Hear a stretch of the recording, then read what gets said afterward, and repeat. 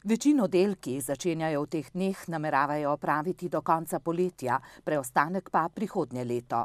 Se pravi toplotna izolacija, obnova fasade, zamenjava vsega zunanjega stavbnega pohištva, vgradnja varčevalnih svetil zunaj in znotraj doma.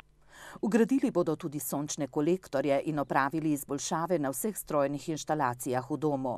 Tako naj bi privarčevali najmanj 18% energije, pravi Krajnc, zadovoljen, ker so se na pristojnem ministrstvu končno odločili, da bodo dali soglasje za načrtovano gradnjo enote njihovega doma starejših občanov v Semiču. Seveda je to tudi zelena luč za iskanje dodatnih sredstev, se pravi sredstev sofinanciranja, kajti to soglasje smo nujno potrebovali za prijavo na 6. javni poziv in ker ga nismo imeli, smo se tam uvrstili na čakalno vrsto, na rezervni projekt.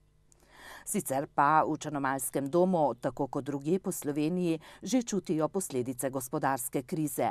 Prošenj za sprejem je manj in tudi čakalne dobe so krajše, skrbi pa jih, kakšne bodo posledice varčevalnih ukrepov na področju zdravstva, je na 10. srečanju svojcev in stanovalcev doma dejal direktor Milan Krajnc.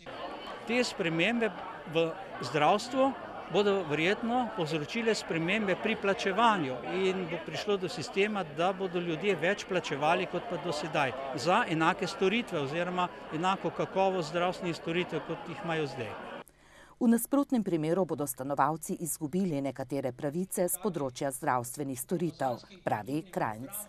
Jaz si ne predstavljam, da z recimo 6–7% manj denarja, že 2,5% itak vsako leto je sredstvo manj, da bi potem lahko upravljali storitev tako kot recimo pred 5 ali pa 10 leti.